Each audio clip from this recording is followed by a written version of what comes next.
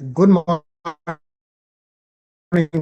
ladies and gentlemen, and welcome to this webinar um, on food fortification, large-scale food fortification. So we'll just wait for a few minutes, and since some people are still joining, so maybe just be patient for just so, then we can start our webinar. So thank you very much.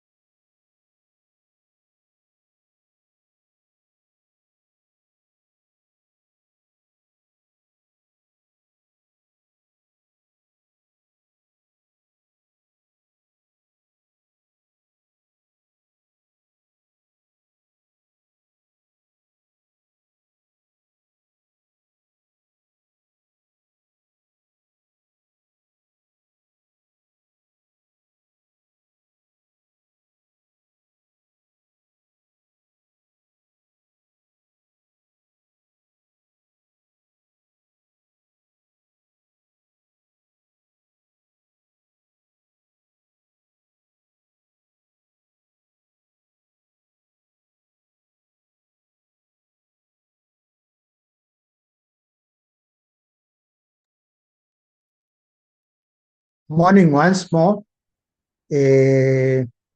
So we have to now start our webinar.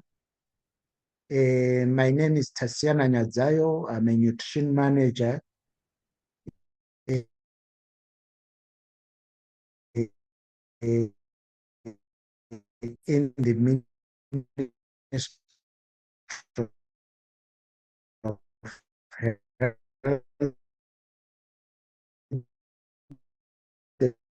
and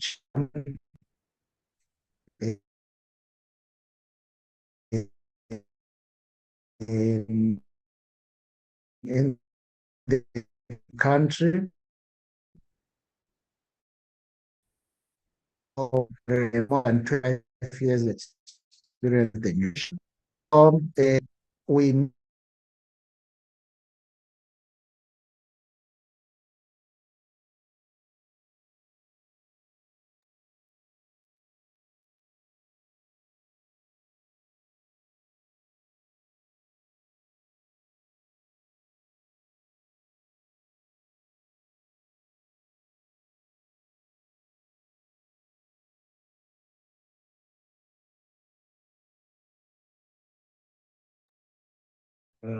Seems like we've lost Mr. Nyazayo. Let me come in just to bridge the gap. My name is Raymond Fumba. I'm with the SADC Secretariat. And thank you so much for joining this webinar. And we really appreciate the time that you've taken to join and also to engage in this discussion. Probably I don't know, Mr. Nyadza, if you're now in a position to speak. I think your connection was not very strong. Maybe as you are, can you indicate if you're now okay, Mr. Nyadza? Is your connection now working? So maybe I can straight ahead uh, call upon Mr. Jovo probably to come in and greet us all, representing Zimbabwe, but also to set the tone for the meeting. Mr. Nyazayo, Mr. Jovo, over to you. Thank you. Thank you very much, Mr. Komba Raymond, and welcome everyone. I'll just briefly share my video just for people to appreciate that this is really me. So thank you very much, colleagues, for finding time to join the meeting. I mean the webinar where we are moving with the theme from data to action, strengthening large-scale food fortification decision making in Zimbabwe. Distinguished members from the government of Zimbabwe, our industry, our development partners, academia, civil society, as well as regional bodies like SADC here, represented by Mr. Chikomba. It is my pleasure to welcome you to this webinar, and we'd want to make this meeting an opportunity for us to reflect on the growing recognition, both in Zimbabwe and across the African region, that effective food fortification programs depend not only on strong policies, but as well as regulations, and most importantly, strong data systems that enable informed and timely decision making. I think in the realm of food fortification, Zimbabwe has demonstrated significant leadership, where I think we have, I mean, we have the Food and Food Standards Act, and it's a statutory instrument of 120 of 2026, providing the legal framework for the mandatory food fortification of staple foods. And these regulations are also supported by numerous policies that we have in even our development blueprint. The NGS also speaking to food fortification. So this demonstrates that Zimbabwe has already laid a strong policy foundation. However, the question before us as we move to implement is not whether food fortification matters, because we all know it does. The question is, are we generating and sharing, as well as analyzing and using the right data to ensure that our fortification programs achieve the intended impact as we move. As we know, our fortification program has got so many layers where the data is produced. We start from the production itself, the quality assurance at factory level, regulatory monitoring, market surveillance, compliance assessments, coverage measurements, and ultimately the evaluation of the outcomes when we then look at our nutrition surveys, similar assessments, all those things coming up and providing different levels of data. You see that more often than not, valuable data remain fragmented, underutilized, and disconnected from the decisions that they are intended to inform. So this webinar, its objective then is to strengthen our shared understanding of the gaps and opportunities across Zimbabwe's large-scale food fortification data value chain, as well as align sectors and fortification partners on priority actions and identify practical next steps for improved use of fortification data for evidence decision making, for evidence-based decision making. We should not take this webinar in isolation. It is building on growing regional momentum, including lessons learned from the African Regional Dialogue on data collection in food fortification, which highlighted that there's need for, which highlighted the importance of stronger coordination, improved data governance, and greater use of data to drive program improvement. So over the next 90 minutes, colleagues and partners, let's examine what we already have in terms of data that we are generating. Let's also reflect on the regional experiences as maybe guided by SADC team, and explore the Zimbabwe current data landscape and identify key gaps, bottlenecks, and engage in panel discussions focused on priority actions required to strengthen our national workforce and data ecosystem.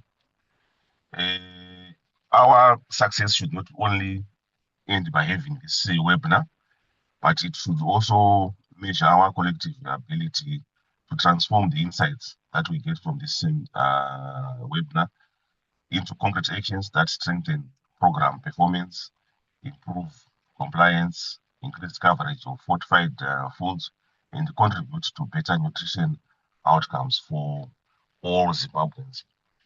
I therefore encourage all of us to actively participate, share experiences openly, and contribute constructively.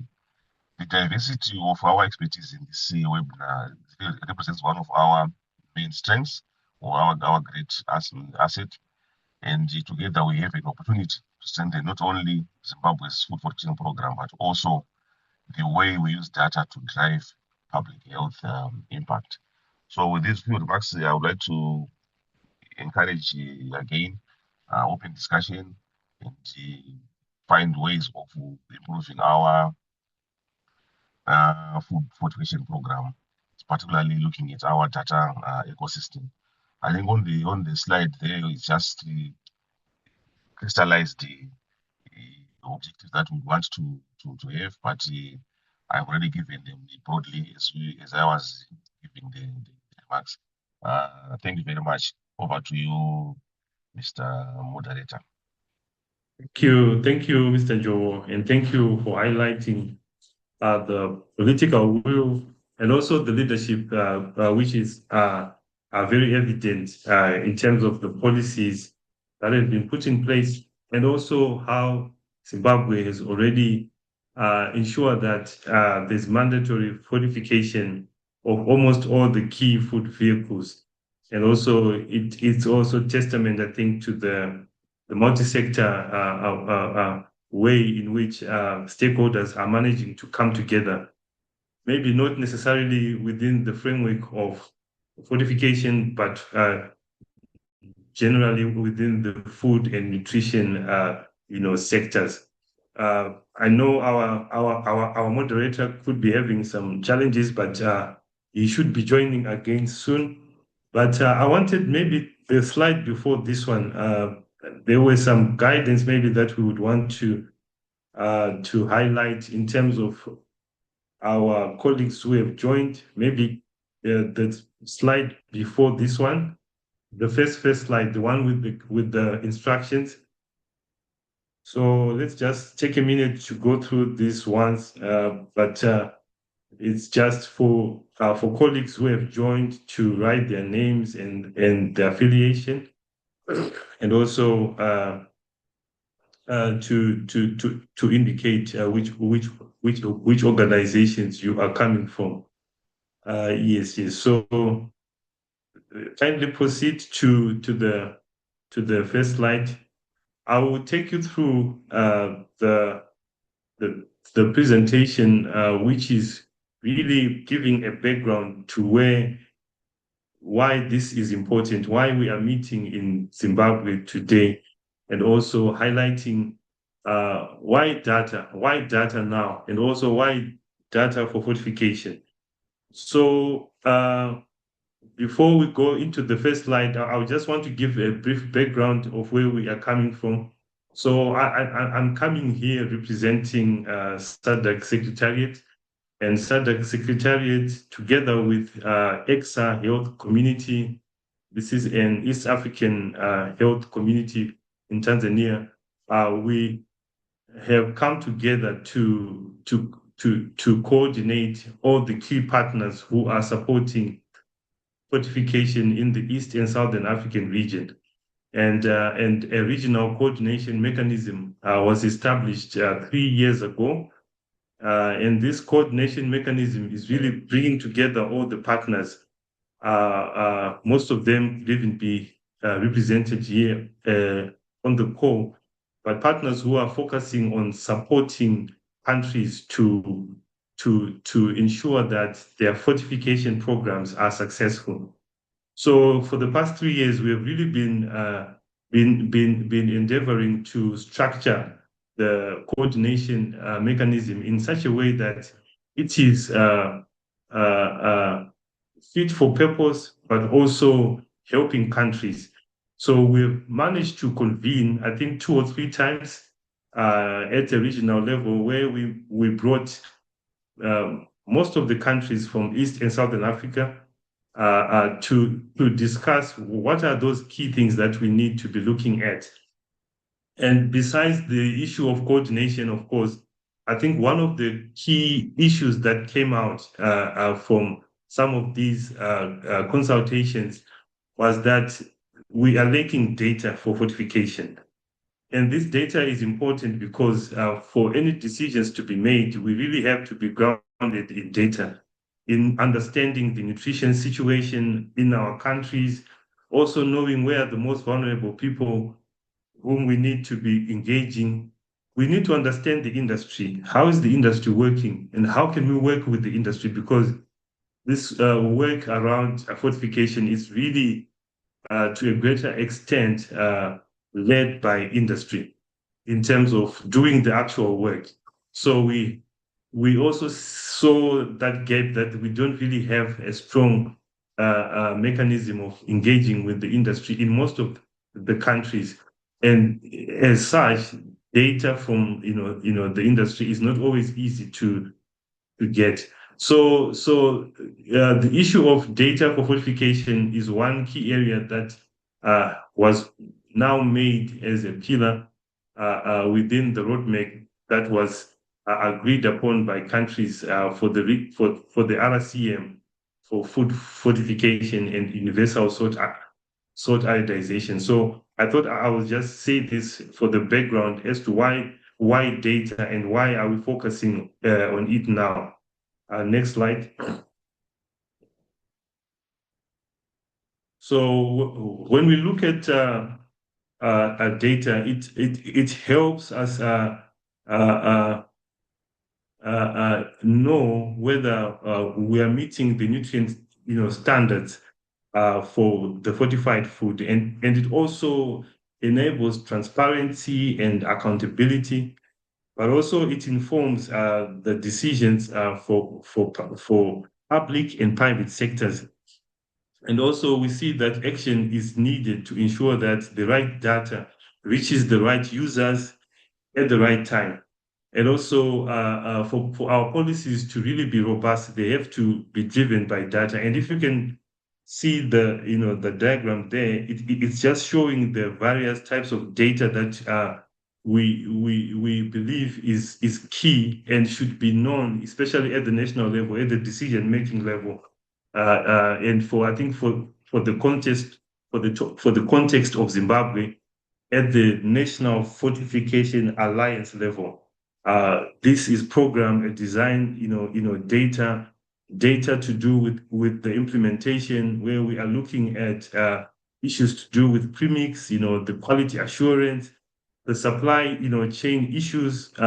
That data, we have to be able to access it and to know it in a coordinated manner. And we also need to be aware of our nutrition situation, the market situation, the food consumption situation, and also the impact of what we are doing, whether it's actually, working. Next slide.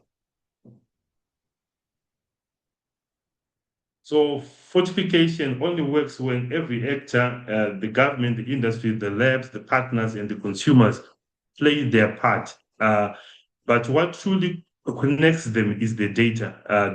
The evidence really is what then guides the discussion for people to know where are we supposed to be putting more efforts, how are we supposed to be, addressing this challenge, and so forth and so forth.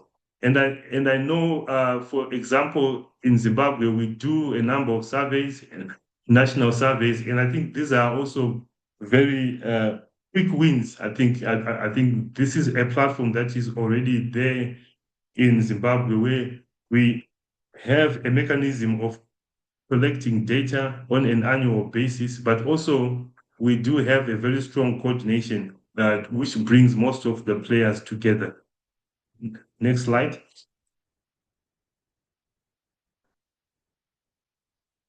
So again, this is the fortification value chain, and these are the key pillars that we have to, at the national level, think around to see whether we are in a position to say we can access data from all these four pillars.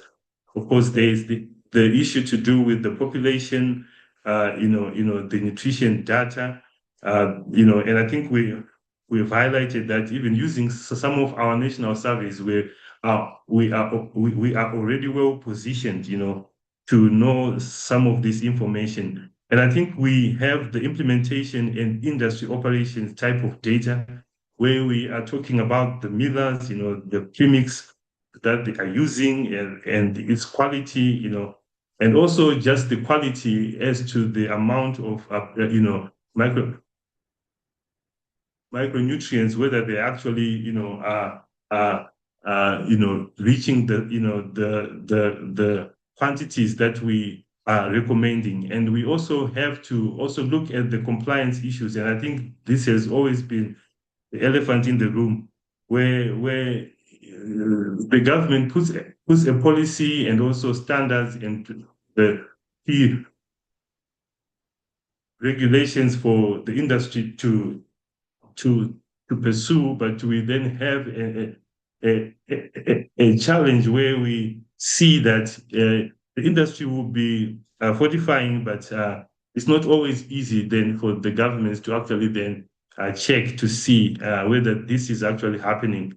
And we always have that more like a cat and mouse type of relationship between the government and industry, which I think, at times really works against what we'll be trying to achieve. But we are also now seeing a situation where there's a strong readiness from industry to comply and to also work with the government to ensure that the products reach actually the most in need. And also we can actually see the impact, which is what we get from the last pillar there. Next slide.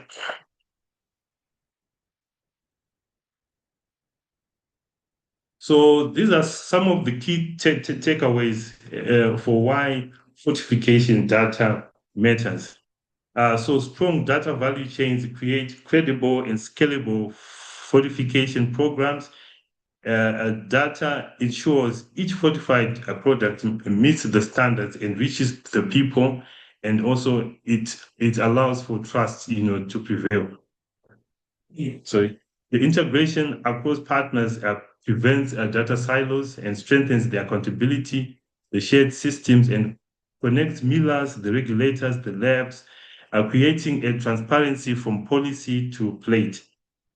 And also there's also a continuous learning where we can actually be looking at dashboards. When we really have the data, we can have those dashboards and we can even reflect to see whether we are doing, well. And also we can even see whether we are in the red and we need to be working more to improve in certain areas.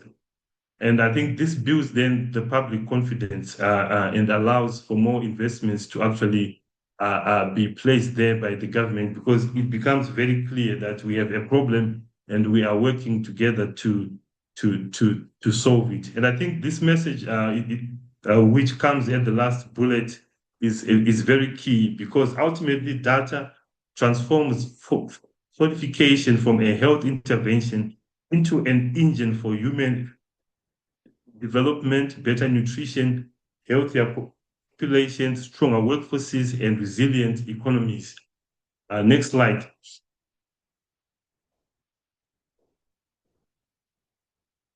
So this is the convening which was highlighted by Mr. Njogo, which happened in 2025, where 13 countries from East and Southern Africa participated. And it was really focusing on data for fortification, and also just to see how countries are prioritizing this area, and how, and just to understand where countries are in terms of their data landscape. Next.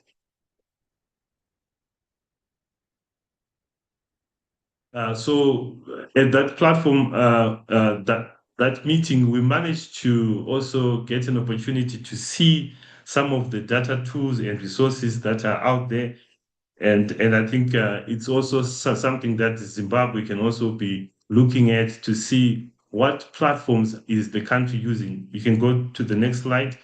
What platforms is the country using, and which ones work better for us. And also it's allowed for the country to say, no, maybe we need to come up with our own platform which we can use to better coordinate all these players, to allow all these players to have access maybe to that system, and even update maybe on a quarterly basis or on an annual basis. It all depends with how the country would then want to position that platform. I know for Mozambique, they were prioritizing a platform called Fortify, 45 MIS, not Fortimas, yeah.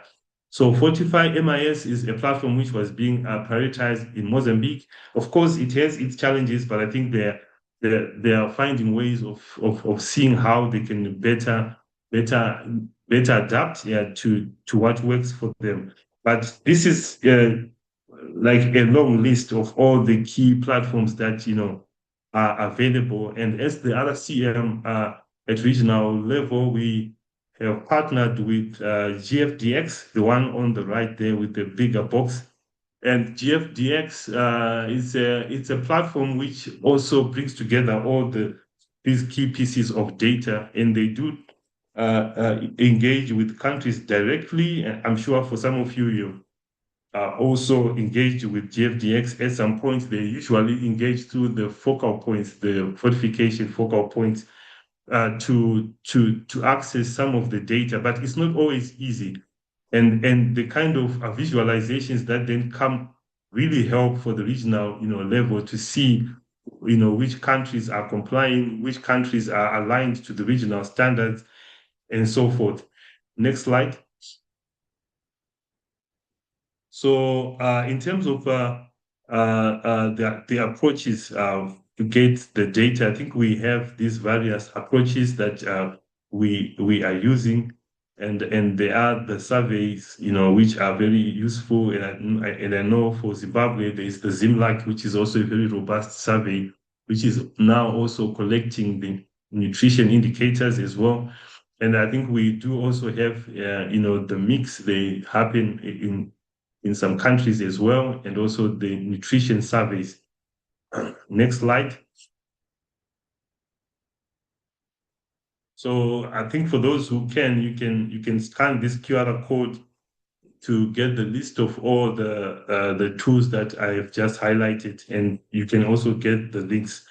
I'll just pause a bit for those who want to scan or to be able to see some of these resources. But we will have an opportunity to also share the link, I think, with the participants, so that you can also do it at your own pace. Next slide. So I think these few slides will just speak a bit on the GFDX, which I've highlighted, just for you to see the kind of detail that it also generates. And the next slide.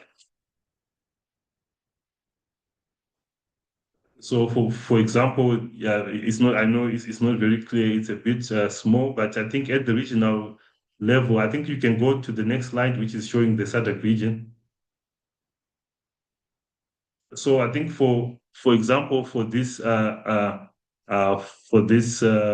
map that you can see here, it's showing the SADC region, and the visualization which comes from these platforms, it allows us then to see which countries, for example, in the SADC region, are aligning with the regional standard. And as you can see there, the ones which are green, they've managed to align with the regional food fortification standard for our region. And for this one, we're particularly focusing on the vehicle of salt.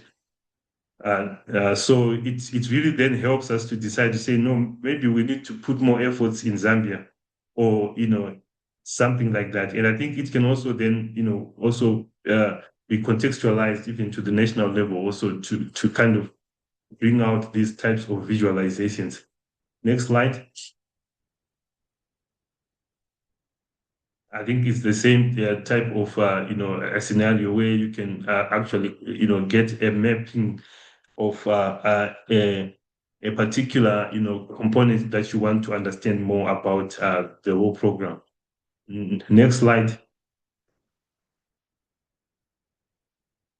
So I think the key questions for Zimbabwe, which I will leave with you, are the following: what data exists in Zimbabwe, and what are the biggest gaps, and also what priority actions should be taken next? I don't expect you to answer them now, but I know they will be answered as we go along within the webinar. So thank you so much, colleagues, and also thank you to the moderator. And I hand over to Mr. Nyazayo. If you are now in the meeting, thank you. Thank you so much, Raymond, for such a detailed presentation. I think you gave us a good background of where we're coming from, and also the issues on the importance of data.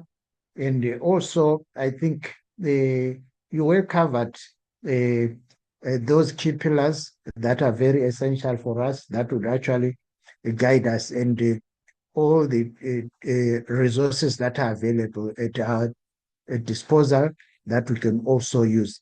I think, colleagues, you can say that there is a lot to our disposal for the food fortification data that could actually assist us. So I think at the moment, I don't know if you've got any questions or comments. I would suggest you can share that on the chat box. Possible, we would open a time for a Q&A later on. So I think for the sake of time, I think we could move to the next agenda item, which is going to be done by Madame Yvonne on the regional lessons. So over to you, Madame Mavunga. Madame Mavunga is from the Food and Nutrition Council, and she's a director of programs. She's a seasoned program officer. So over to you. You can go ahead, Madam.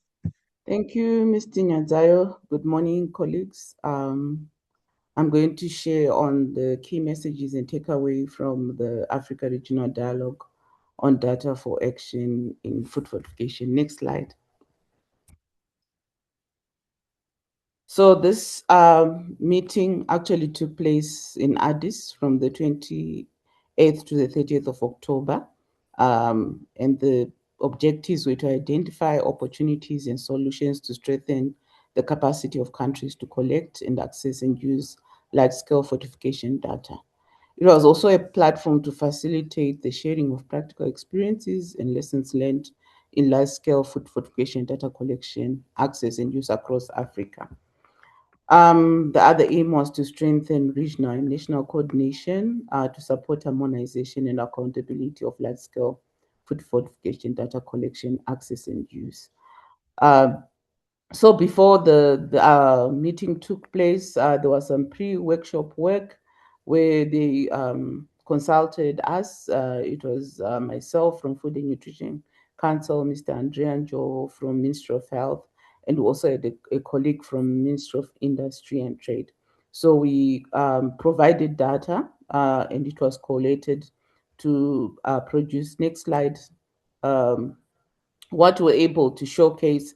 So each country, we had a day where there was a marketplace. So this is the data we showcased from Zimbabwe. We're happy that we didn't have so many gaps. Other countries had gaps, but we still can build on what we have and improve in terms of this is what we showcased. So this was the poster that we had on our marketplace, and it was showing the different data that we have. So we had data on coverage of food fortification, fortified food. So this was from the ZIMLAG data sources. So we also had information from industry in terms of the the data on food vehicles, the quantities, and we also had information on the infections and other micronutrient programs that are taking place within the countries and the micronutrient deficiencies. Next slide. So in terms of the key messages coming from the meeting in Addis, it was agreed that micronutrient large-scale fortification is a multifaceted approach and is critical to address micronutrient deficiencies, including food fortification, agricultural biofortification, and dietary diversity. So food fortification was highlighted as one of the most cost-effective and impactful intervention. And it was emphasized that data was important for guiding effective design, implementation, and reassessment of fortification programs. It was also emphasized that its data is important for assessing the impact of fortification has on nutrition and health. Data also helps us understand what complementary nutrition interventions and those from other sectors are needed. So it helps us actually design our interventions in terms of solving the issues of micronutrient deficiencies. So it was also highlighted that action is needed to ensure that the right data reaches the right users at the right time to make policy and program decisions, of which that is very important to understand as we carry out our fortification programs. We should have adequate policies in place, and also our programs should be informed by data. And there was also a discussion on data and knowledge systems, that they must be responsive to policy and programmatic needs. There was also a call for collaboration and coordination to improve coherence, reliability, and trust in evidence and data. So I think this is very important across all sectors, that data should be coherent and reliable, and there should be trust in the data that is used both by programmers and policymakers. There was also a call to strengthen large-scale fortification data curation, communication, and use. So it was just highlighted. A lot of data is collected, but it's hardly communicated and it's hardly used. So there was just this call just to strengthen the data curation, communication, and use. Then there was also a call to reinforce the need to establish national fortification data platforms that are permanent, government-led, for program oversight and data-driven decision-making. So I feel this is very important, I think, for Zimbabwe, that we should have our own permanent platform where all our indicators that inform both policy and programming is available, more like a one-stop shop where all information on fortification is available. Then success hinges on robust data to empower policymakers and facilitate evidence-based decision-making. Next slide. So still on key messages, it was also highlighted that reliable data is powerful for transformation, and fortification works if it's perpetual and there are monitoring programs in place. So I think we need to understand this, that as we embark on fortification programs, let's also ensure that the monitoring programs in place so that these can inform if the program needs to continue or there's need to readjust somewhere along the program. So it was also important to respond to data use and not just collect it. So when we're there, a number of countries were talking about innovations in terms of how they're overcoming the issues of lack of data. So we learned about an initiative in Ethiopia where we reminded that data keeps us honest about what fortification can do and cannot do.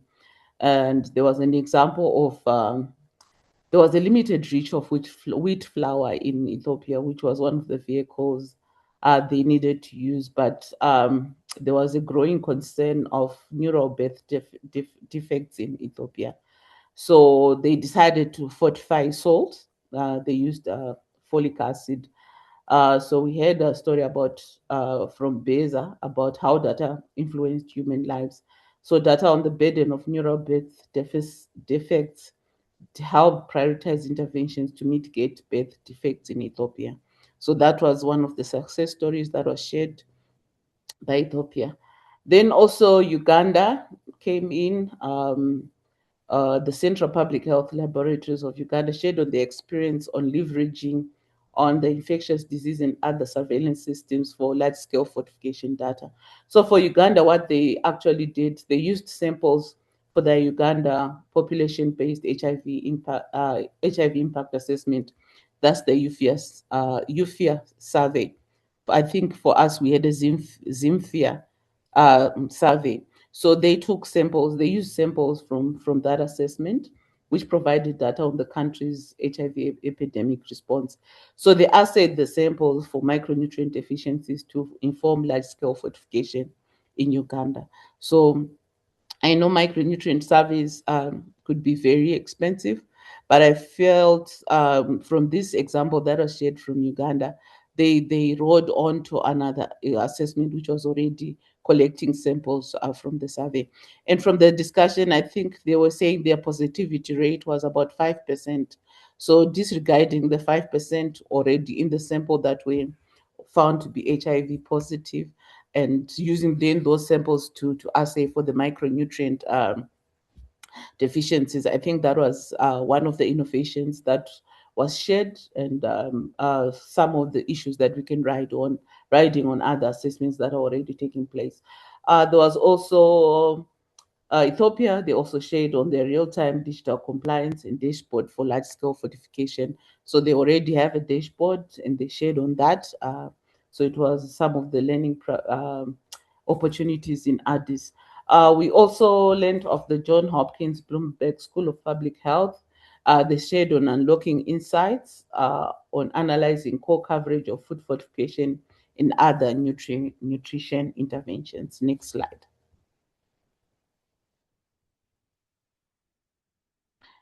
So in terms of our takeaway messages, we saw that there was need for better integration of fortification indicators into existing national surveys.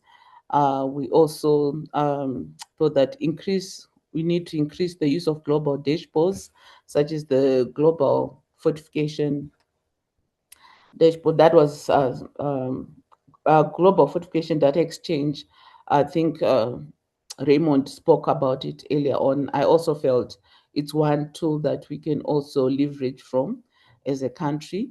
There's also need to standardize indicators and existing data collection tools and explore triangulation of data from different sources and types, looking at compliance, coverage, consumption, surveillance to inform program and minimize duplication. I think we also need to define our data priorities for decision makers and how the existing tools can support those data needs.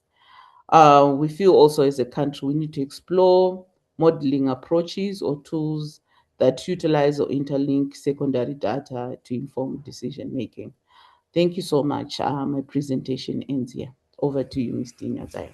Thank you.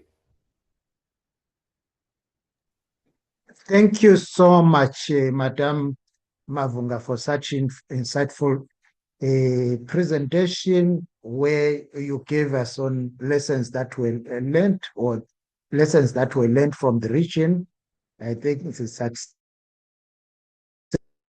stories from other countries like Ethiopia, cities such as the issue of double fortification of salt with the folic acid and iodine. I think that's really some lessons which you can learn and the piggybacking. I think utilizing other surveys to include our indicators. So thank you very much for such a beautiful presentation. So I think we would we'll give just if you've got a question and any comment, I urge you colleagues to write in the chat box. Then I think we'll attend to it. That will be answered. Then, of course, we'll give maybe some time for question and answer later on. So we're moving to the next presentation, which is on Zimbabwe's large-scale food fortification data landscape. And I'm going to do a presentation on that. So next slide, please. So as a form of introduction, I'll just give just some background and rationale. I think some of you might know it, but I know there are some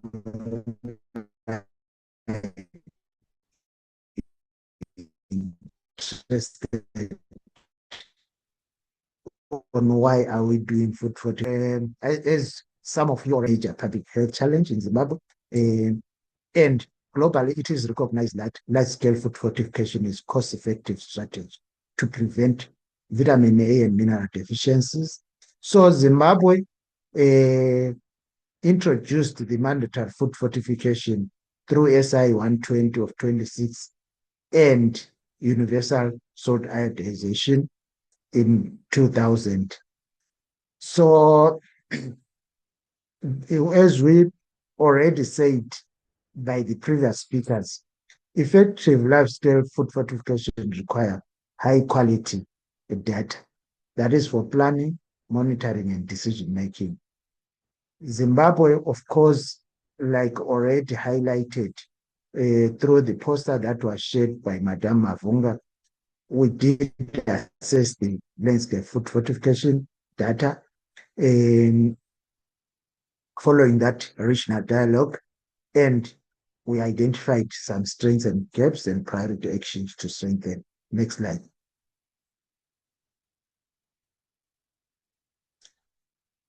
So our food fortification program aligns very well with the national agenda, including the National Health Strategy, NDS2, food fortification, food and nutrition security strategy, the food and nutrition security policy, and also the global SDGs. So the aim is to reduce micronutrient deficiencies through fortified staple foods. So this fortifies a wild consumed industrial processed foods with essential vitamin A, essential vitamins and minerals. And this gives an opportunity for an efficient, equitable, and population-wide nutrition intervention because food is consumed by almost everyone. Next slide. So this is the legislative framework for our food fortification program, already said we have the SI 120 of 2016, the food fortification regulations, and we have also the Food and Food Standards Act, the Public Health Act, the Universal Salt Iodization Regulations of 2000. These mandates food fortification of designated food vehicles to national standards. So these are actually the foundation of ensuring that we have safe, quality, and nutritious food for all Zimbabweans. Next slide. So already maybe some of you might be knowing that our mandatory food vehicles include maize meal, where all the maize meal that is produced by at large scale or centrally fortified with iron, zinc, and vitamin A and B complex. Then we have the wheat flour similarly, and the edible oil and sugar with vitamin A. Then we have salt with iodine. So these were selected based on their consumption pattern. These are the widely consumed food in the country. And also we looked at the industrial processing capacity. Our industry, we find out they are able to produce a lot of these or pack a lot of these. And then we also looked at the population reach, because these are consumed by almost everyone and almost in all the parts of the country. So those were selected based on that. So this is to prevent deficiencies. Next slide. So our institutional, we've got some institutional arrangements that enable us to actually do the fortification and also share the information on food fortification. We've got a multi-sectoral coordination involving different government ministries, the industry, and the development partners.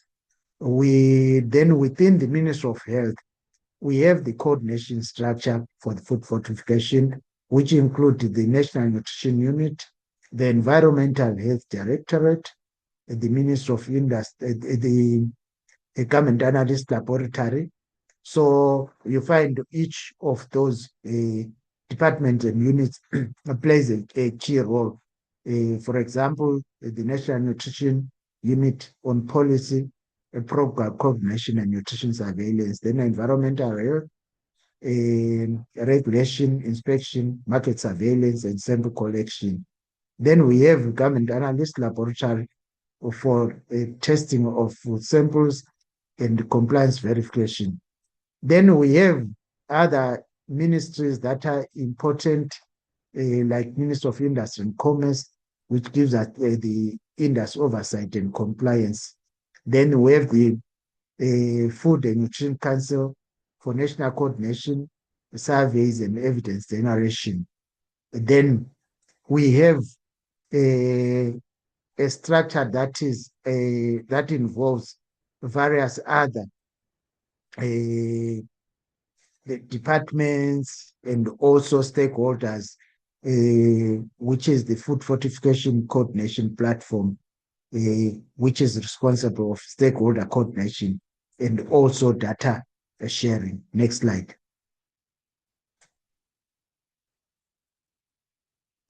Then this is the Zimbabwe's large-scale food fortification program impact pathways. Right, maybe starting from the right, you can see that is our major outcome, which we want, the health outcome. So basically, what we have first, we have the policy and legislation, which is looking at the national laws and standards, guidelines, and regulations. This is the first step which we had. Then we have the food production, particularly at industry, that looks at procurement of premixes, the fortification of the food, then production volumes. Then we have the quality assurance. This is within the industry and compliance, and also include the internal and the external monitoring by the inspectors from the Ministry of Health, from the Ministry of Industry, and also the sampling and laboratory testing. So that is one aspect. Then we have the distribution and market availability of the fortified foods. So which looks at the wholesalers, retailers. Then we have the household coverage and consumption. How many households are consuming those products? With the coverage within geographical coverage. Then if we are looking at the household who is taking those micronutrients, are they taking the micronutrients, or is there an increased intake? Then we do the data assessment. Then in the biomarker data, then as a result of this intervention, we're expecting to look at the nutrition status, whether it is improved or not, whether the deficiencies have been reduced, then also looking at the growth indicators, then the health outcomes, general reduced mobility and morbidity. So you find out this food fortification plays a role in increasing in reducing morbidity and mortality amongst the population. But one thing which is most important, what is cross-cutting, is the data. Data collection should be done at all these across the pathway. So data collection should be done at all stages.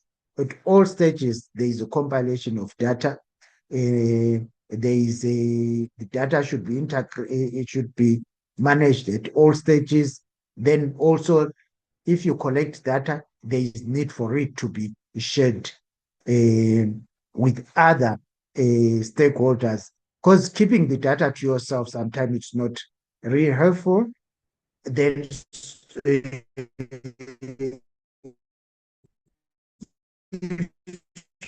share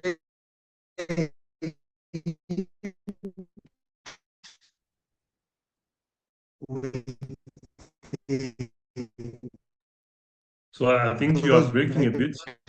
Oh, yes. it is also contribute towards the decision making. So maybe, Mr. Nezayo, Also, I think you are breaking. You are breaking, Mr. Nezayo. Hello, Mr. Nezayo.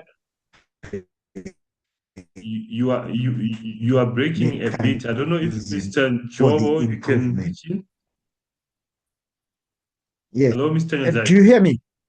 Yes, you were breaking a lot. So I think maybe the last 2 minutes. Do you hear me? We can hear you now, but maybe you can just for the last two minutes. I think you were breaking. Can you just okay. Your last point? I think the last point when you were now talking about why data is needed at every stage. Okay.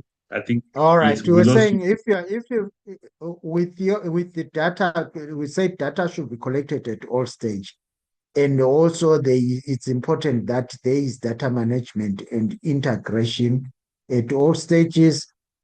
Data is important for monitoring. It has to be analyzed and reported, because if you are going to keep the data within yourself, because a lot of departments, institutions, sometimes they collect a lot of data, but they keep it. It's not analyzed. It's not shared with others.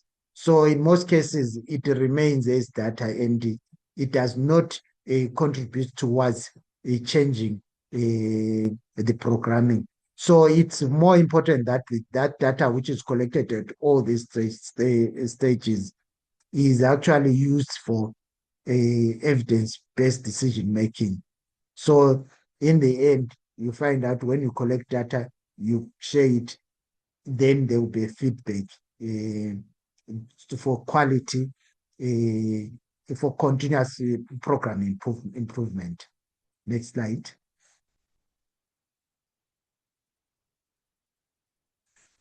Okay, I think some of this has already been presented, that if we are looking at our data for the large-scale food fortification, it's from various sources.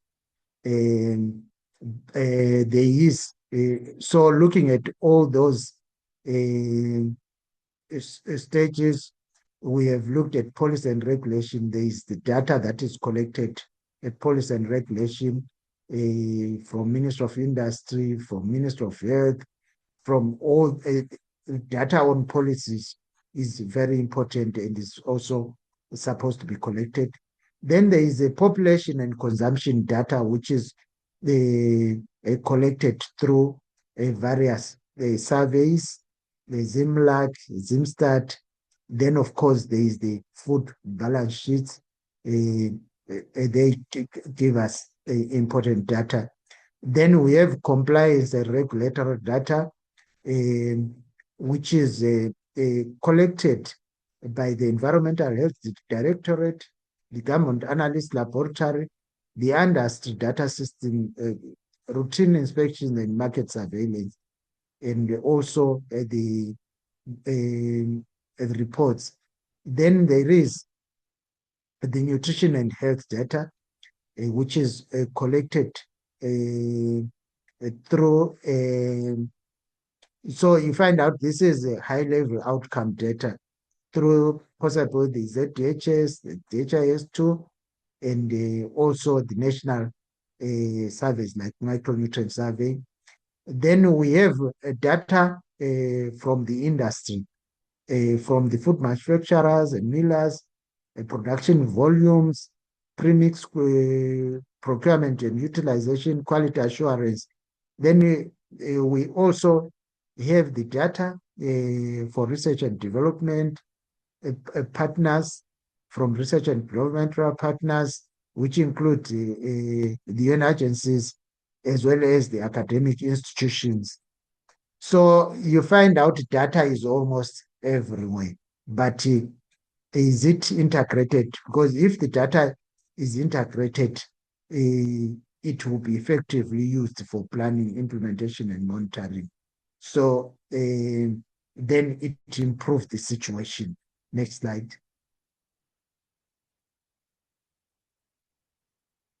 And then, of course, this is just showing the different institutions and systems and the type of data that is collected and its use, particularly focusing in Zimbabwe. Next slide. So what are the strengths of our data systems in Zimbabwe? Well, we've got a strong legal and regulatory framework for mandatory food fortification. I think that's one of the things that when you look at which you are strong at, we have a functional food fortification coordination platform, the Food Fortification Task Force, which is meeting regularly. And that could be made use of in terms of sharing of data. We have clear institutional roles and multi-sectoral collaboration, particularly which is coordinated by the Food and Nutrition Council. Then we've got multiple data sources. We have the DHIS tool, ZDHS, ZIMLAC, national micronutrient surveys, the food balance sheet from Ministry of Agriculture and ZIMSTAT, the data from Government Analyst Laboratory, from the industry itself.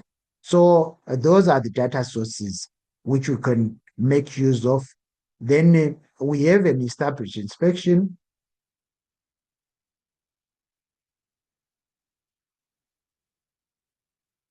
We have an established inspection, laboratory, and market surveillance system.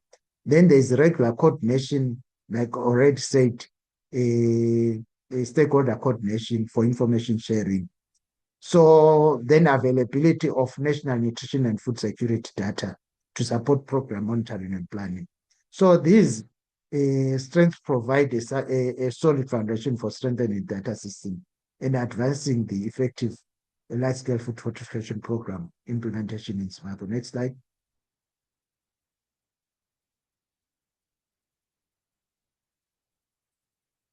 So these are some of our data gaps which we found at programming level.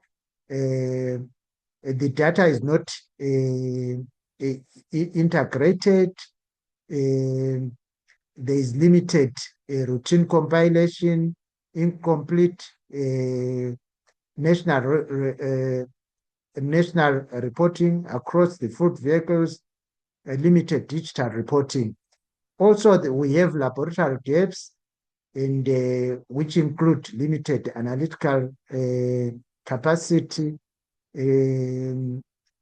limited routine testing, except for iodized salt, lack of laboratory equipment. Then we also have coverage gaps. The data on household consumption is still very limited. We have inadequate information on effective program coverage, limited information on geographic disparities, then limited data on consumption among vulnerable population. Micronutrient status data still, we have a really big problem. Our national micronutrient survey was last conducted in 2012, except for course for some biomarkers such as the anemia, which is done by Zimstat. Then we have a program impact gaps. We haven't really done the impact evaluation of the food fortification. We have not done a good linkage between the program implementation and the nutrition outcomes.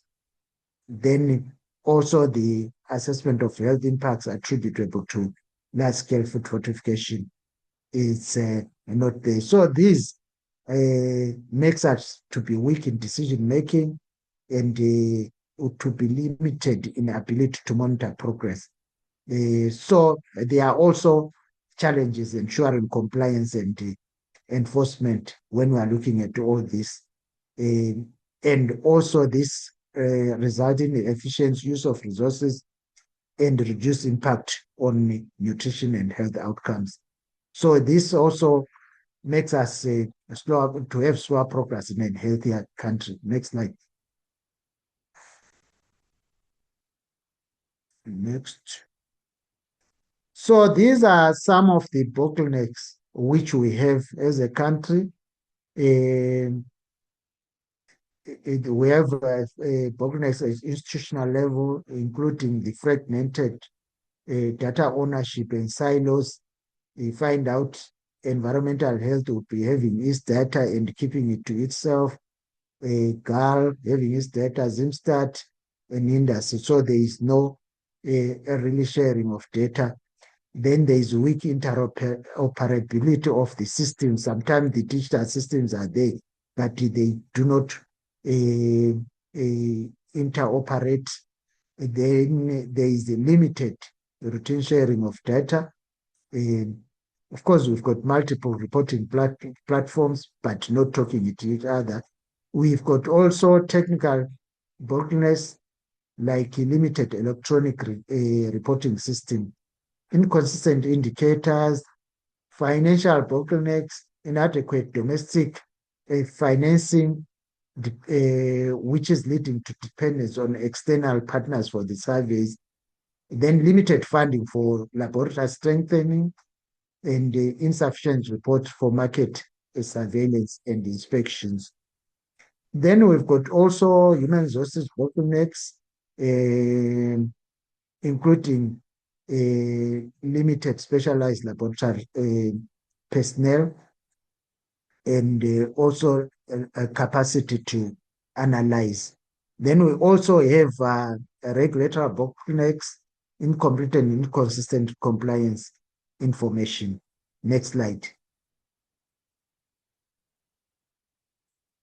Then these are some of the opportunities that we have for strengthening and use of existing data.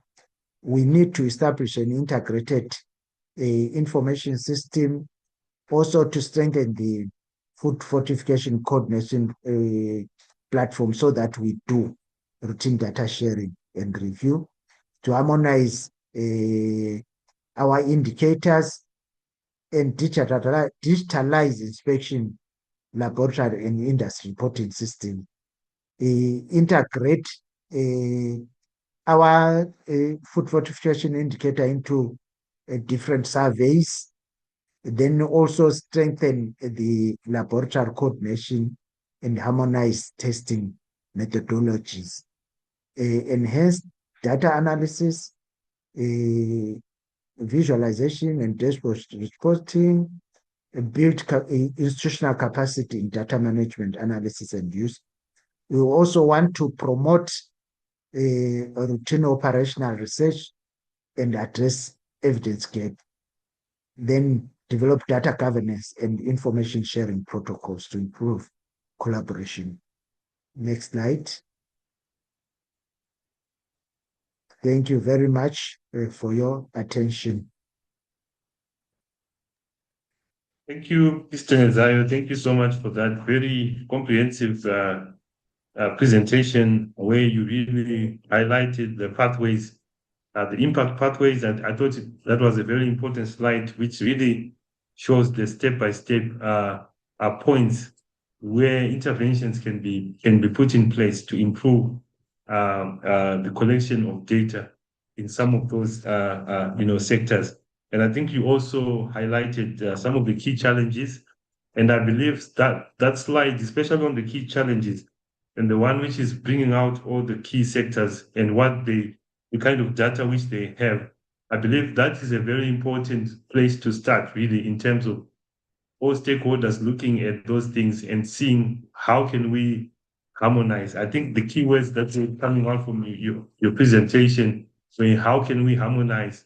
How can we digitalize? And also, how can we make our systems more interoperable? I hope it's a proper word, but how can we ensure that we are working together and also allowing our systems to really be fit for purpose? So just to allow you to breathe a bit, Mr. Nzayo, I will introduce the next panelist.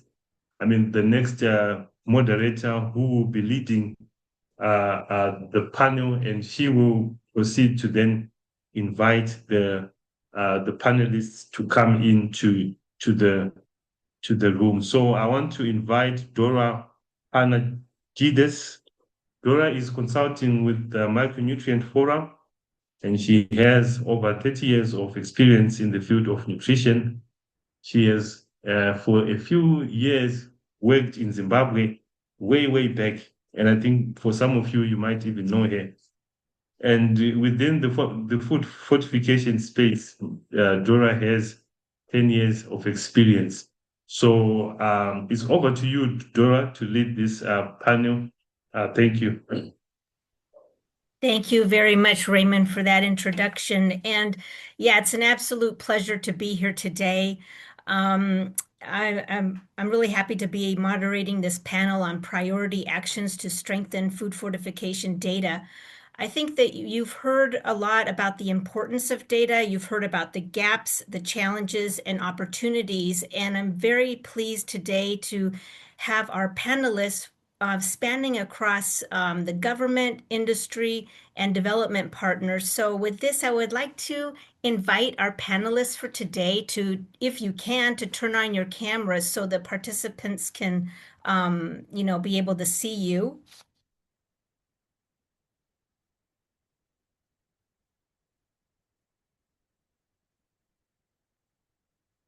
Do we have, let me see, I cannot see any panelists yet, but okay. Mr. Samende, are you there? Okay.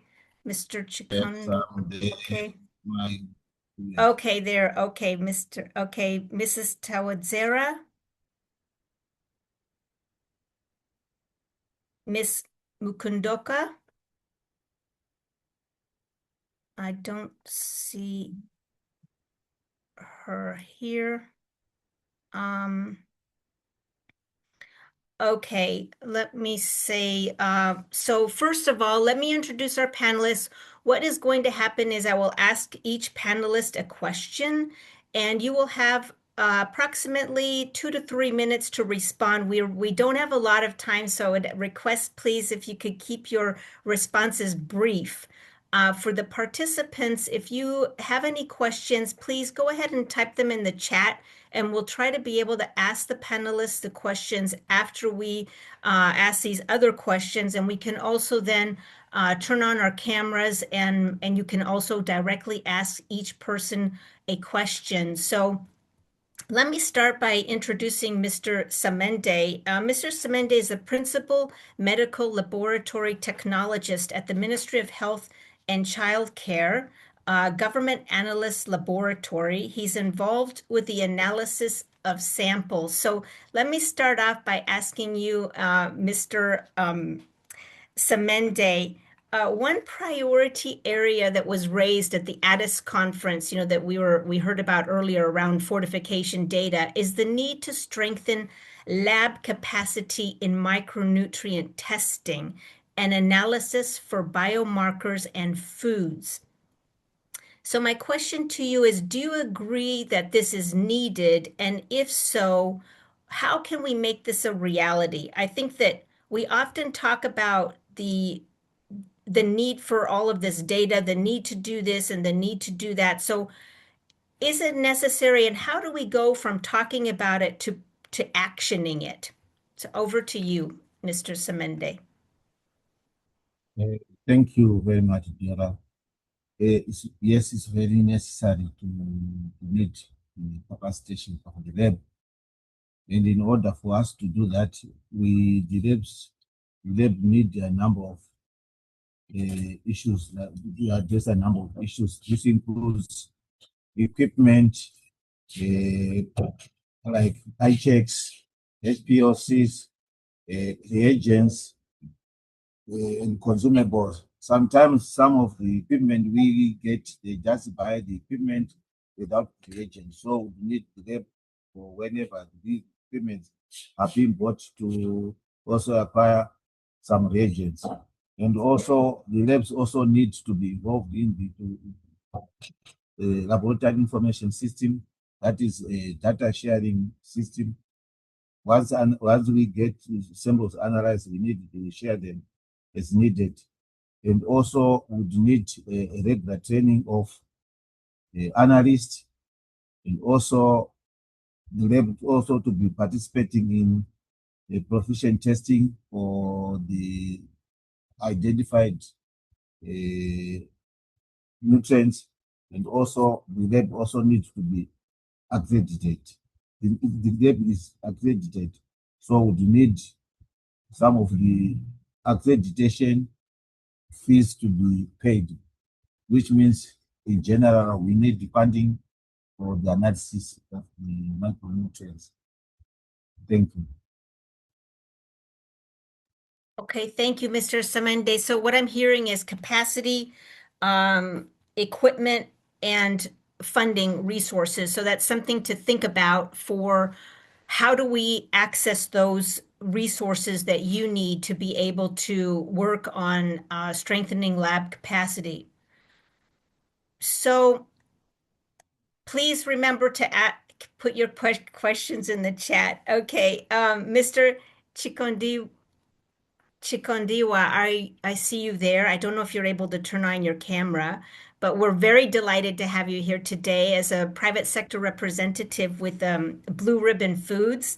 So Mr. Chikondiwa is the Quality Assurance Manager at Blue Ribbon Foods with over 25 years of experience in the food manufacturing sector, playing a key role in strengthening quality standards and promoting best food manufacturing practices. So again, welcome today. So my question to you, Mr. Chikondiwa, is related to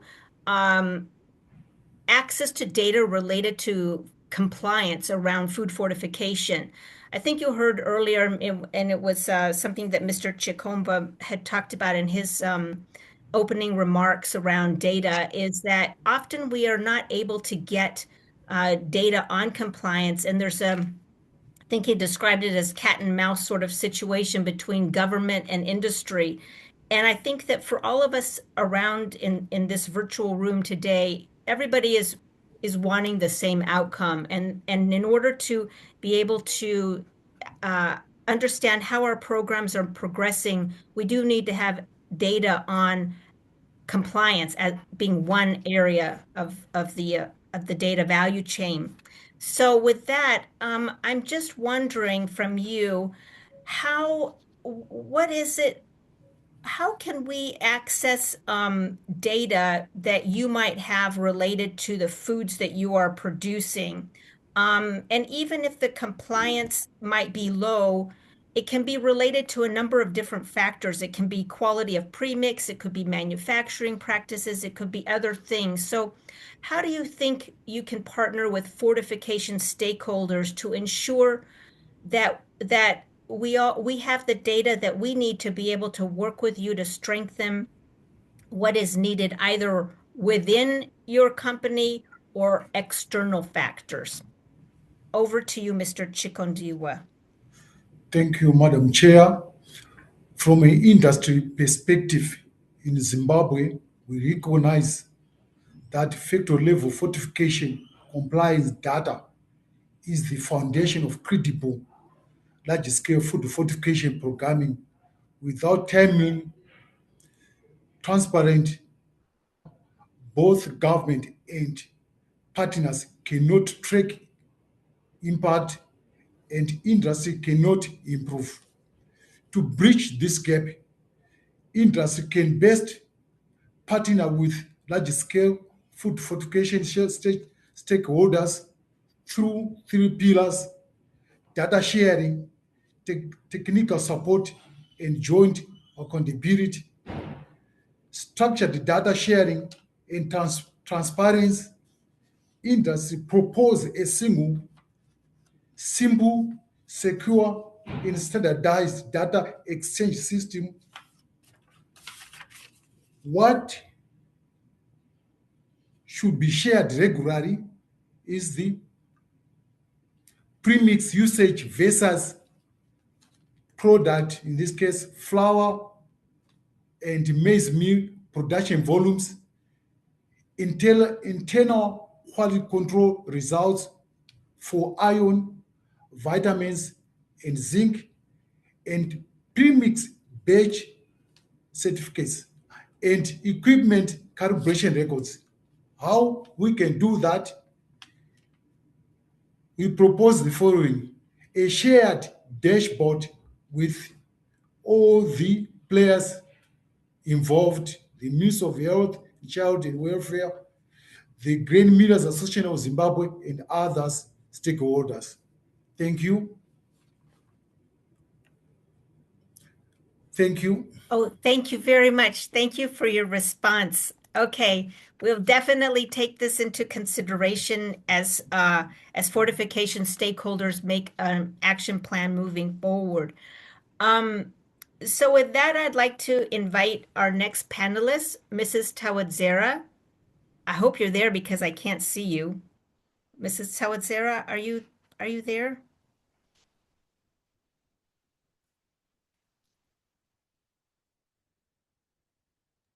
Yes, good morning, Madam Chair. I am connected.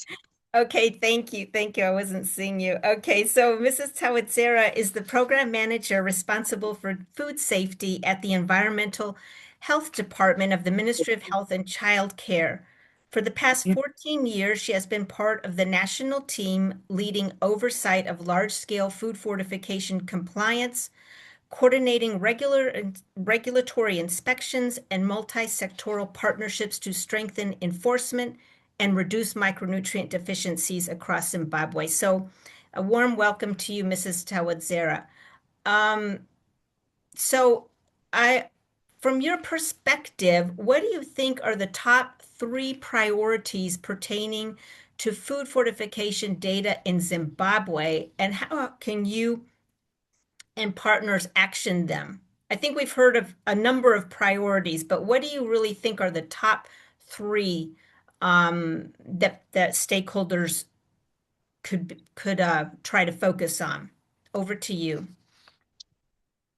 Thank you so much, Madam Chair, for the question. So for the top 3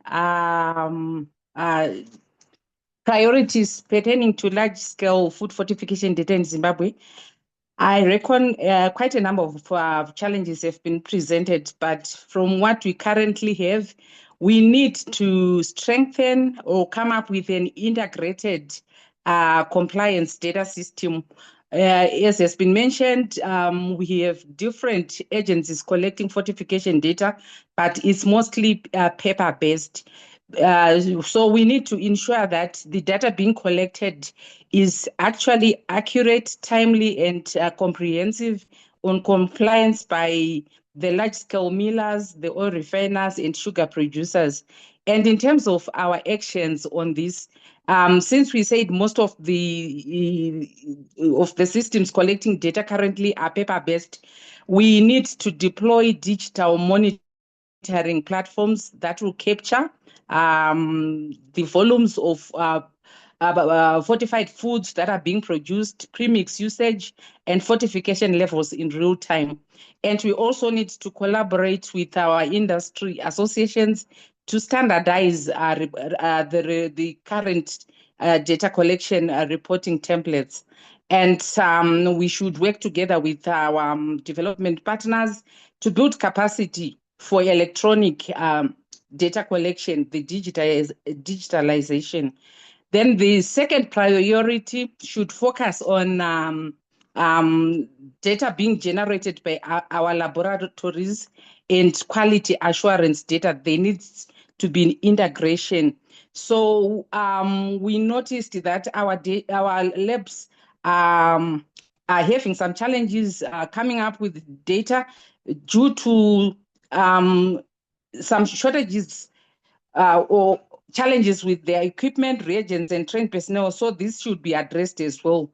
And we need to also have a centralized database that links our lab results with our inspection records. As I mentioned, we are currently collecting this data in silos. And we also need to be working together with our universities and our research institutions so that we validate the information that we are currently collecting, and as this can provide an independent oversight.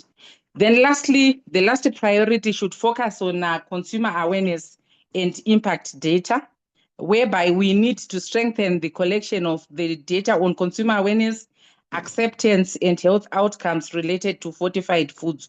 We know currently we have ZIMLAC collecting periodically some of the information and the other national surveys that have been mentioned, but we really need to strengthen that. And we can also work with our NGOs and community health workers to track some of the indicators, as well as using mass media campaigns and feedback mechanisms to measure consumer recognition of fortified foods. So out of those 3 that I've mentioned, there are some issues that will touch across all the agencies, and this includes firstly data harmonization, where we need to align large-scale food fortification data systems with, for example, our national health information systems. And then there's the issue of capacity building, training of our inspectors, our millers, and local authorities on data collection and reporting. And lastly, we would also call for regional collaboration, whereby if there can be data sharing within the SADC food fortification working group, so that we can benchmark our progress and harmonize standards and compare with what other countries are currently doing. I think those are our priorities currently. Thank you. Thank you very much, Mrs. Tawadzera. I think that there's quite a lot of work that needs to be done in terms of following up. And after this meeting, I hope together with SADC, with Raymond, we can see how the the regional coordination mechanism can help support any initiatives in Zimbabwe. That's definitely something to table, and hopefully we'll talk about it at the very end in terms of some of the follow-up items. With that, I'd like to introduce our next panelist, Mrs. Mukudoka. Are you there, Ms. Mukudoka? Yes, I am, Dora. Can you hear me? And I'll just turn. Yes. Oh, yes. Okay, great. Okay, thank you very much. So, Ms. Mukudoka's with UNICEF is a nutrition specialist, where she leads on the food fortification pillar. She has extensive experience in policy, multi-systems programming across maternal, infant, and young child and adolescent nutrition, having worked with government, donor, and UN agencies. So, welcome today. We're happy you could join us, Ms. Mukudoka. I think you've heard a lot of the priorities that our colleagues here on the panel and the speaker spoke about earlier today. And I wanted to ask you, financing for food fortification monitoring is a priority. I mean, not only in Zimbabwe, but across the region and globally, actually, it is a big issue. As a development partner, how do you see the role of UNICEF and others in supporting fortification data monitoring? Over to you. Thank you so much, Dora, and thank you, colleagues. I think as UNICEF, and especially given UNICEF in Zimbabwe, I'll speak for UNICEF in the Zimbabwe country office. I think our major role is really now towards strategic partnerships, towards upstream advocacy and policy engagement, particularly focusing on public financing for children. And I think the case or the narrative really has to be about the well-being of women and children and have an economic case. So I think that our role or our value add definitely as a partner now is less from the financial input or from the funding directly, but also supporting government to fund. I think all colleagues across the board talked about lack of financial investment from the government and moving towards government, supporting government to see the importance of fortification and have public financing, public expenditure investment in fortification, I think would be one key area. I think it's a miss for us to be talking about lack of reagents in a government-enabled agency. We can facilitate catalytic funding, and definitely I think that's a role that partners can play. But the larger role, the longer-term vision, is for government to adopt and to take this on fully and fund the critical components, and then partners come in to support the more ad hoc issues, maybe a smaller survey here or a smaller survey there. But to really, really integrate the government, we would really want to support the government to integrate in all its planning and financing processes.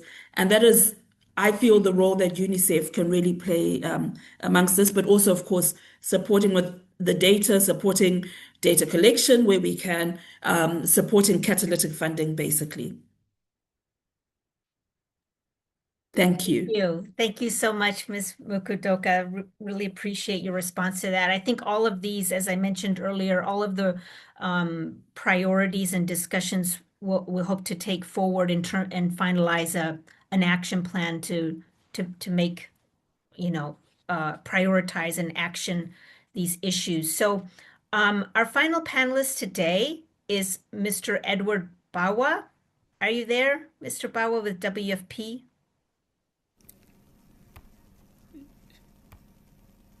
Yes, Dora. Okay, great. I'm available. Great. Okay, good to see you. Thank you. Okay, so Mr. Bawa is the lead procurement officer for WFP in Zimbabwe, with over a decade of experience in humanitarian procurement and supply chain management across West Africa, the Caribbean, and Southern Africa. He specializes in the sourcing and management of fortified and specialized nutrition products, including fortified blended foods and other nutrient-enriched commodities used in emergency and resilience programs. So I think, Mr. Bawa, with that, with your background, this question I think that I have for you is, as a major purchaser of food at WFP, what challenges have you faced with respect to the purchase of fortified staples in Zimbabwe? And what do you think is needed so that more quality foods can be procured locally? Because I know that oftentimes, WFP is not able to purchase foods if they don't meet quality standards. And so I'd like to know what you might be facing in Zimbabwe and what we can do going forward. Thank you. Over to you. Thanks to you very much, Dora and colleagues. And yes, with respect to the question as posed, from my experience with respect to procurement activities for humanitarian actions, I do observe that the challenges do cut across developing countries, and Zimbabwe is not an exception. Specifically for fortified foods, mostly within Zimbabwe, we have inconsistent compliance with respect to fortification and standards among some particular processors. I'm referring to food processors who are required to fortify their products. There are several processors within the market. We have the small scale and the large scale processors. What we actually observe is that non-compliance is an issue. Some particular processors mostly sometimes would not fortify their products at all, and some will under fortify. And those who will end up fortifying fully, they are all competing for the same market. So you will see the inconsistencies in there, and they are all targeting the same market. This is one of the great challenges we do observe on the market, specifically within Zimbabwe. The other challenge I can add in is the limited availability of accredited local testing facilities. I'm referring specifically to the laboratories. There are several laboratories available within Zimbabwe to carry out food testing, but what we do want to confirm and also highlight is that are these particular laboratories accredited? Are they ISO certified? The point is that you see several laboratories, they come up and it's that they can test food, they can do this. But if you deep down, you check on their accreditation levels, most of them are not accredited, thus not meeting the international standards. And this makes it very uncomfortable for us when we are procuring fortified foods. Other challenge I can add is that the capacities of these particular food processors when it comes to WFP activities mostly do not have the required capacity to meet our demand on time. Example, we need particular quantity of food to be supplied to us within a particular specified time frame. You would observe that most of them do not have the capacity to be able to mobilize, produce, and deliver within the time frame for which we need this. That's making it a bit of a challenge when we open doors for procurement actions. So these are most of the activities, these are some of the activities that I can highlight on. And to talk about solutions to some of these things, all we are actually pushing on and trying to work together with government is to strengthen quality assurance infrastructure within Zimbabwe. This is one of the solutions we can propose to government or to particular key stakeholders to strengthen the quality assurance for infrastructure. In this, we are actually talking about investment in our laboratories, training capacities, training to capacitate personnel who work within these particular facilities. The other thing I can also add is to improve on access to affordable premix. Access to affordable premix. The premix is the ingredient which is required to be able to fortify these particular products. Most of our processors do not have access to to premix. That's making it a challenge for them to be able to produce to meet the requirement. And the other thing I can add on is enforcing the rules and regulations. Specifically, we are talking about our regulators to be sure to enforce the rules that is put in place, to be sure that these particular processes abide by the rules and regulations put in place to be able to meet the needs of the market and the needs of the government.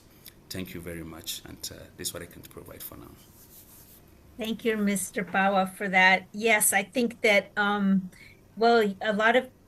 some of the things that you said are resonating with the other panelists as well, with Mr. Samende and Mr. Chikondiwa. as you know, in terms of the the lab capacity, the industry response, and I think that we'll try to take all of this and see how we can work together.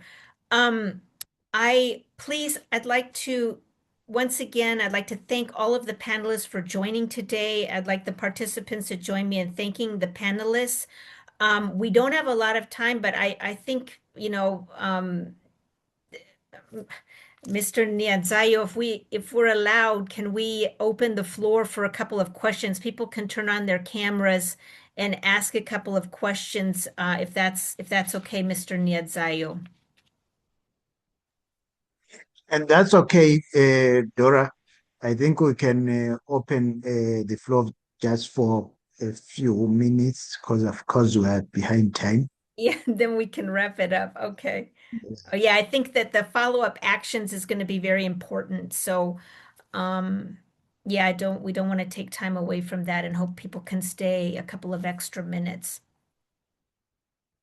Let me see if anybody has any questions. If not, we can go ahead and yeah, I'll turn it over to you, Mr. Niadzayo. Thank you. Thanks again. Thank you very much. Thank you very much, Dora, for leading that segment. And thank you very much to our panelists for answering the questions that were being asked. So we're moving to the next and the last segment. Maybe bear with us. For our time. So now, because I'm now handing to Raymond so that we could facilitate the next steps and regional support. Yeah.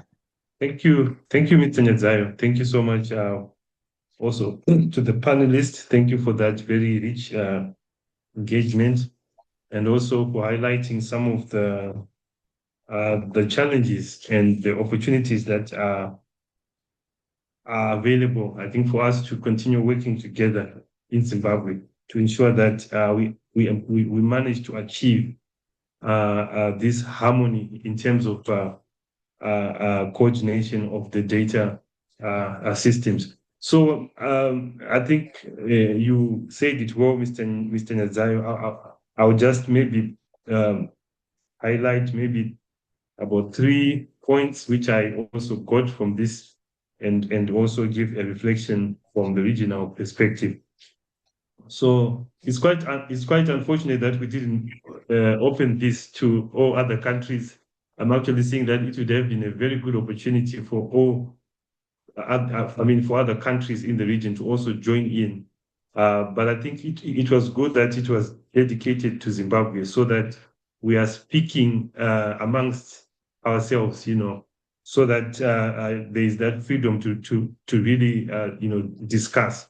But most of these key lessons that have been highlighted here are really applicable, and I think it's the challenge that we also have. Of how we can use this, knowledge and also guidance, which is coming from Zimbabwe, even to create lessons for others in the region. But in terms of the support, I think there is so much support which is needed for these things to begin to move. And I think one key point which was coming was how can we have a common platform? I think most of the panelists highlighted that. How can we have a common platform for data, which is secure? I think the word secure also came out very, very strong, and which can be trusted by all the sectors to be able to work with it and also to engage with it. And with such a system, there will also then be need for capacity building, which I think can be provided through our various agencies and donors, and also some players who are dedicated to that. And I think from the SADC side, as part of the RCM, we also have key partners who can also be dedicated to support. And I think these are things that we'll also be looking at as to how we can engage with all of the partners at the regional level to come and address some of the specific challenges that we highlighted. And I think the issue of digitalization also was very key to say, how do we move from the paper-based type of data collection, which is not very efficient, and work towards a more coordinated digital, a platform which is easy to access by most of the players. And the quality infrastructure and the personnel, I think it was also a key point which came out as to, I think it was highlighted both by UNICEF and also by WFP in terms of how, agencies are ready to support. But I think most importantly, the point which came out was also, how do we ensure that our messages are really going to the decision makers in terms of advocacy, so that they understand that this is important. And I think this will then speak to how the government can commit funding to this, to this field. So public financing for fortification, I think, is very key. And I think it was one key point which also came out from the discussion. So I think I'll end there, Mr. Nyazayo, but just also to thank everyone for managing to join, but also to say we will be in a position to look again into this discussion and come up with a robust report, which will really be also very useful for the country and also for other partners to see how they can come in. So over to you, Mr. Nyazayo. Thank you. Thank you. Thank you very much, Ray, for the 4 points that you've actually highlighted, the actionable points that we need to really concentrate on as a country, and also with assistance from our regional partners. Of course, maybe I may add on 1 or 2, which some of them include maybe the issue of access to affordable premix, because I think that has been an issue that is always being raised, that we need to have affordable premix, the data pertaining to the premix that could be shared, then sharing information, especially on enforcement. So those are some of the key issues that I think have been highlighted. So, okay, we can go ahead. Yes, I mean, after you are done, I wanted to request for a group photo. I think our IT will guide us so that maybe people can just turn on their cameras just for a brief a second, and then they can then do the. But over to you, Mr. Nyazayo. Okay. So from my end, I think one of the most important thing is also a harmonization of the tools for data collection, a review of the data collection tools, and then of course digitalization, which is a very, very key. So most probable at this moment, since we are now ending this webinar, possible, I would want to have some closing remarks from Mr. Njobo. Andrea, if you are there, if you are still there.